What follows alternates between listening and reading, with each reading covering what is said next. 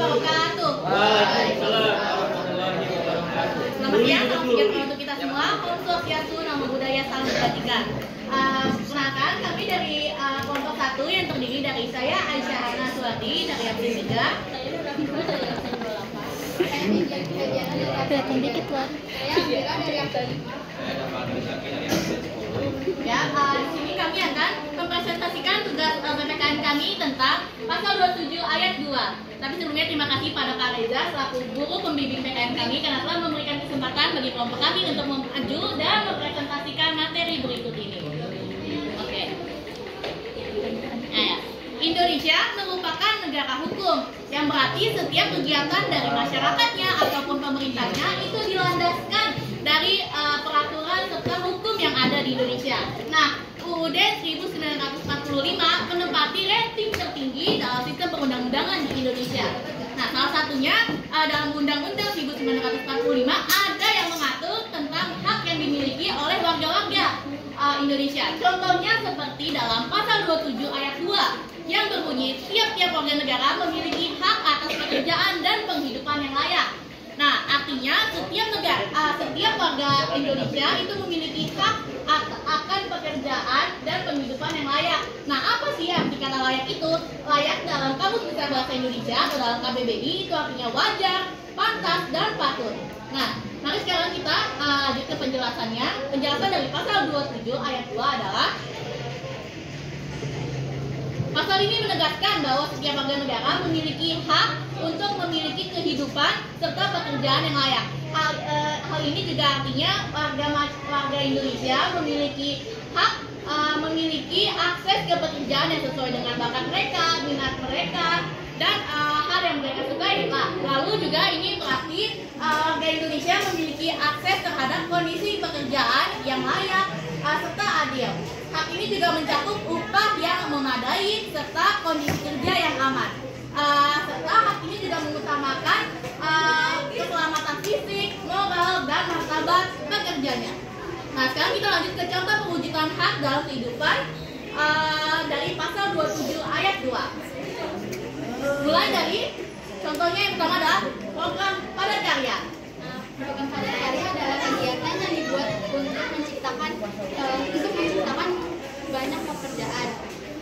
Biasanya melibatkan proyek pembangunan seperti jalan atau irigasi yang membutuhkan banyak tenaga kerja. Tujuannya adalah untuk mengurangi pengangguran dan membantu masyarakat. Oke, lalu contoh yang kedua. Di sini ada UMR.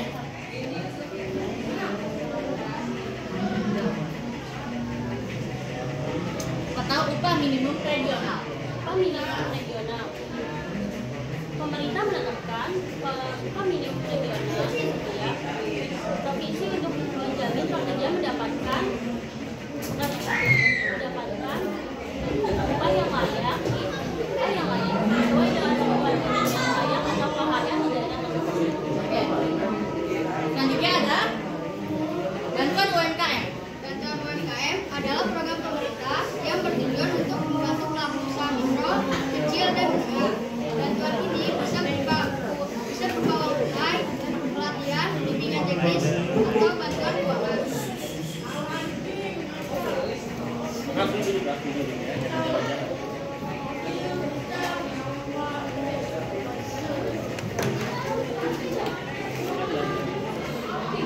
Nah, selanjutnya ada BPJS. BPJS Kesehatan menjamin akses pelayanan kesehatan bagi seluruh warga negara sehingga masyarakat dapat bekerja lebih optimal dan tidak mengurus BPJS. Ya, jadi kayaknya tidak perlu khawatir ya karena nanti kesehatannya bakal dibantu oleh BPJS. Nah, lalu selanjutnya contoh yang kelima adalah pengembangan infrastruktur. Dengan pengembangan infrastruktur yang baik seperti pembangunan jalan tol, jembatan, lalu seperti sekolah ataupun rumah sakit, tentu saja dapat meningkatkan fleksibilitas lalu konektivitas. Kenapa? Karena dengan ini memudahkan pergerakan barang dan orang. Serta dengan adanya infrastruktur yang baik, tentu saja akan membuka peluang ekonomi baru.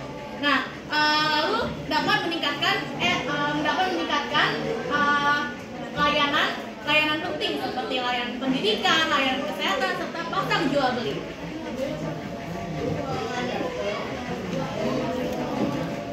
Nah, lalu dari kelima contoh tersebut, apakah semuanya sudah terjalan secara maksimal? Sayangnya belum. Nah, mari kita lihat kenapa alasan belum maksimal. Mulai dari program padat karya. Kenapa belum maksimal, Widya? Program padat karya belum maksimal dikarenakan anggarannya yang terbatas, yaitu pendanaan yang tidak cukup. Yang kedua, kurangnya keterampilan, yaitu pekerja tidak terlatih. Yang ketiga, partisipasinya rendah, yaitu masyarakat kurang terlibat. Oke, selanjutnya UMR. Upah minimum regional atau UMR belum maksimal karena yang pertama perbedaan anggaran daerah, yang kedua perbedaan kebutuhan hidup antar daerah, yang ketiga data yang tidak akurat, dan yang keempat perbedaan kebutuhan ekonomi.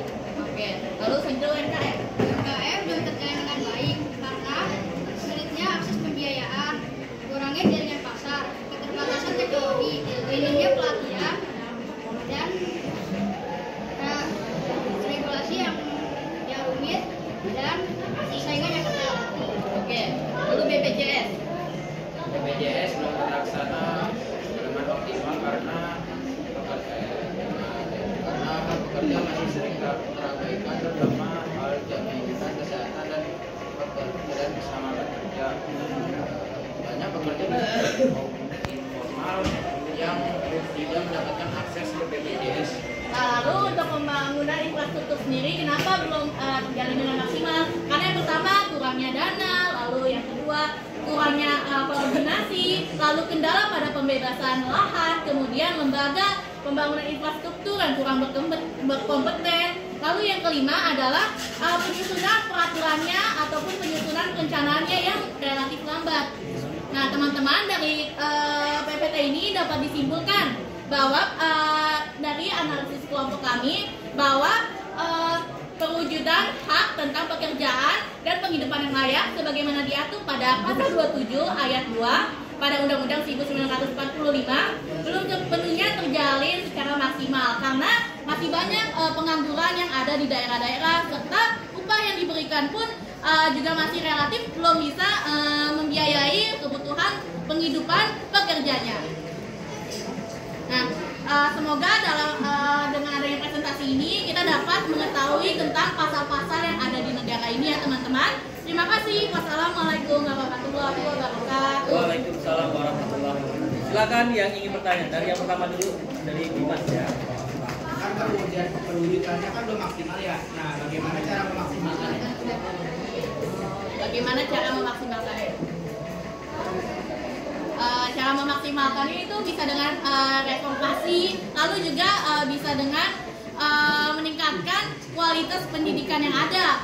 Nah, nanti kan kalau kualitas pendidikannya sudah bagus, nanti orang-orangnya bakal memiliki pengetahuan serta keterampilan yang memadai sehingga bisa bersaing di lapangan kerja.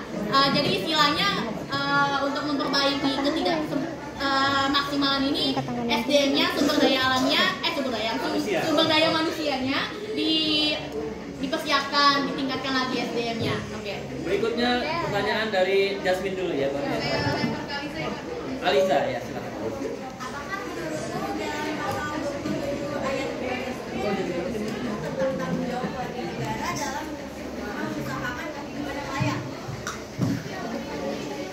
Kehidupan yang layak, tanggung jawab warga negara kehidupan yang layak dalam mengupayakan.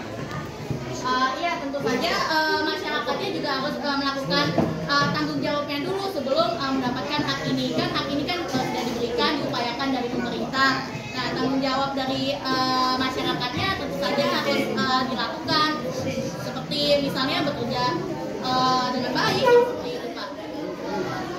Berikutnya sebentar ya, Nazwa dulu, yang terakhir Zinda. Bagus.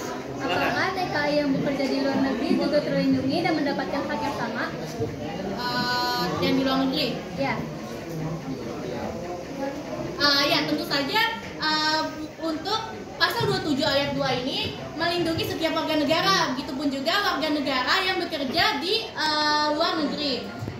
Nah, di luar negeri ini nanti warga negara Indonesianya juga berhak mendapatkan pekerjaan yang adil dan layak, serta pekerjaan yang mudah, serta pekerjaan yang cepat. Nah, jadi kan mereka kan sama-sama warga negara Indonesia. Jadi jawabannya adalah iya, mereka mendapatkan hak yang sama, walaupun mereka bekerja di luar negeri. Terakhir mungkin dari Sindan ya. Silakan Sindan. Bagus. Menurut kalian, bagaimana tenaga kerjaan di Indonesia saat ini? Apakah sudah memenuhi standar yang diterapkan dalam pasal 27 ayat 2? Maaf, mungkin boleh diulangi. Jadi ringkasannya dari pertanyaannya apa? Bagaimana tenaga kerjaan di Indonesia saat ini? Apakah sudah memenuhi standar dalam pasal 27 ayat 2? Oh ya, untuk sudah memenuhi standar atau belumnya, mungkin masih belumnya kan seperti yang kita lihat masih banyak pengangguran, masih banyak yang bekerjanya tidak layak, seperti misalnya pengemis ya di jalan-jalan di daerah-daerah. Jadi belum semuanya, sayangnya belum semuanya mendapatkan standar penghidupan yang layak. Ada lagi? Aduh, Wow, banyak banget. Ya. Oke, kata waktu ya.